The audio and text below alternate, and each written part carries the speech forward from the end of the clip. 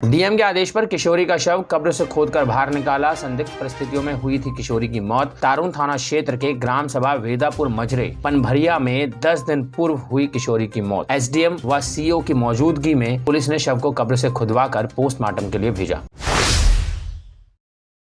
जनपद में नवीन तैनाती पर आए 3 खंड शिक्षा अधिकारियों को जिला बेसिक शिक्षा अधिकारी ने की तैनाती। रुदौली के खंड शिक्षा अधिकारी पंकज मिश्रा को अमानीगंज का खंड शिक्षा अधिकारी किया गया नियुक्त। जिला बेसिक शिक्षा अधिकारी ने सत्यप्रकाश सिंह को तारून रामशंकर को रुदौली तथा राजेश कुमार सिंह को मया बाजार का खंड शिक्षा अधिकारी बनाया।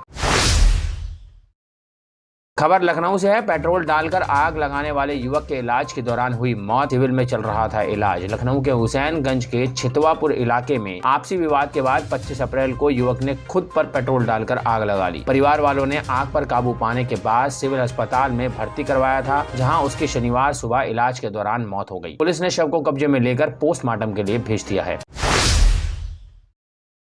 धार्मिक स्थलों से 45,000 से ज्यादा लाउडस्पीकर हटाए गए। 58,000 की आवाज कम की गई। देश के अलग अलग राज्यों में लाउडस्पीकर के कारण हुए विवाद के बाद यूपी में बड़ी संख्या में धार्मिक स्थलों से लाउडस्पीकर हटाए गए। एडीजी कानून व्यवस्था प्रशांत कुमार ने बताया कि प्रदेश के धार्मिक स्थलों से अब तक 45,773 लाउडस्पीकर हटाए गए हैं, जबकि 58,861 की आवाज कम की गई है। ये जानकारी उन्होंने शनिवार को दी।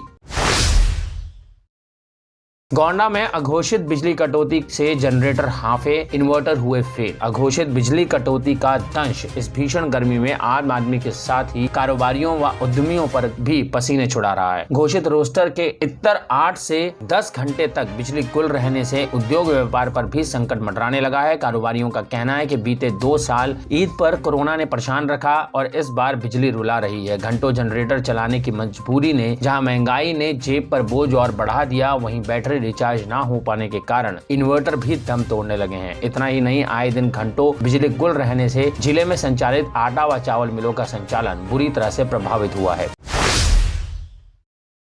भरथना के पास हुआ एक बड़ा ट्रेन हादसा। डेडिकेटेड फ्रेट कॉरिडोर पर पलटी कोयला ले जा रही मालगाड़ी। उत्तर प्रदेश के इटावा जिले में बड़ा रेल हादसा हो गया। यहाँ भरथना के पास डेडिकेटेड फ्रेट कॉरिडोर पर कोयला लदी मालगाड़ी पलट गई। यह 11 बजे के बाद की घटना है। करीब 110 मीटर OHE लाइन टूटी है। यातायात प्रभावित नहीं हुआ है क्योंकि ये घटना मालगाड़ी वाले कॉरिडोर की है। गोंडा लखनऊ मार्ग पर करनैलगंज व जरवल रोड के बीच शुक्रवार के मध्य रात्रि में कार एवं पिकअप की टक्कर में कार सवार 5 लोगों में 2 की मौके पर ही मौत हो गई, जबकि 3 लोग गंभीर रूप से घायल हैं। इसमें एक युवक की हालत नाजुक है। दुर्घटना में कार के परखच्चे उड़ गए। घटना शुक्रवार की रात करीब 12:30 बजे की है, जब जरवल करनैलगंज के बीच दुर्घटना बाहुल्य क्षेत्र बुलियापुर पुल पर गोंडा की तरफ से लखनऊ जा रही इको स्पोर्ट कार व लखनऊ की तरफ से गोंडा आ रही तरबूज लोड एक पिकअप की जोरदार टक्कर हो गई। आसपास के ग्रामीणों ने बताया कि कार तेज रफ्तार में थी। कार पहले डिवाइडर से टकराई और फिर दूसरी पटरी पर जा रही पिकअप से जा भिड़ी।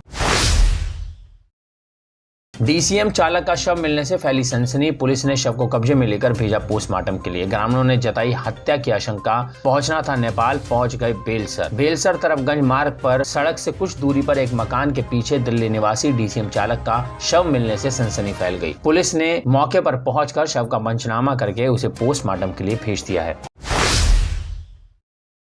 उत्तर प्रदेश के पीलीभीत में एक सिरफिरे ने जमकर तांडव मचाया। मोहब्बत के नाम पर उसने पहले लड़की के भाई को गोली मारकर मौत के घाट उतार दिया। लड़की और उसकी मां को बांकी से मारकर घायल कर दिया और फिर खुद को भी गोली से उड़ा दिया। इस सनसनीखेज वारदात के बाद पूरे गांव में सन्नाटा पसरा है। हर तरफ मातम का माहौल है।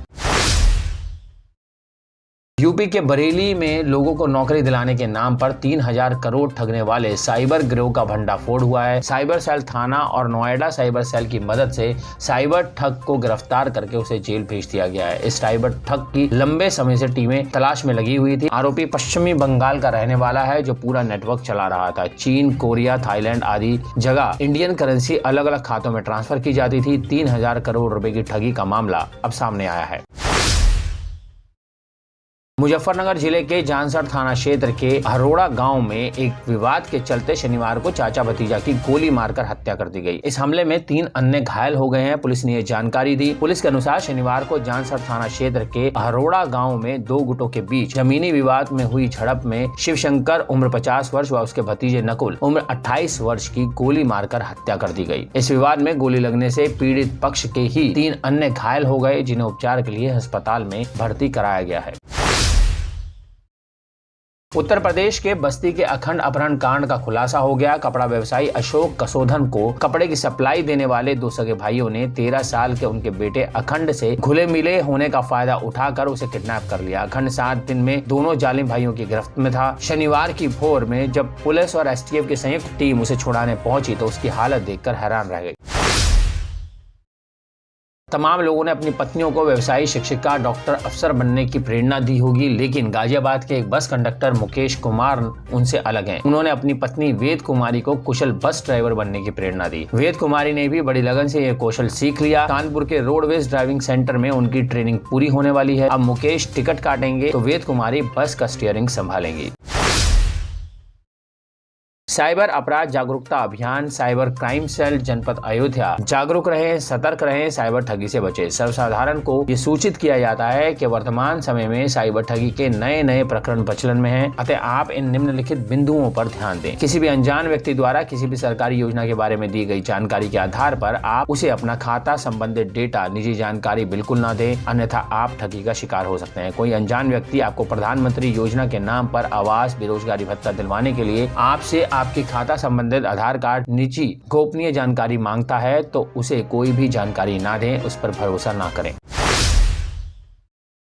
महंगी बिजली बेचे जाने पर यूपी ने केंद्र सरकार से जताई आपत्ति। ऊर्जा मंत्रालय को लिखा पत्र। केंद्रीय विद्युत नियामक आयोग व केंद्र सरकार के आदेश के बावजूद पावर एक्सचेंज में महंगी बिजली बेचे जाने पर यूपी ने केंद्र सरकार से आपत्ति दर्ज कराई है। पावर कॉर्पोरेशन के अध्यक्ष एम देवराज ने ऊर्जा मंत्रालय को पत्र भेजकर एक्सचेंज में बिजली बेचने की तय अधिकतम दर के उल्लंघन व तत्काल रोक लगाने का अनुरोध किया है। ऐसी और भी रोचक और दिलचस्प खबरें जानने के लिए आप विजिट कर सकते हैं हमारी वेबसाइट www.prstnews.in।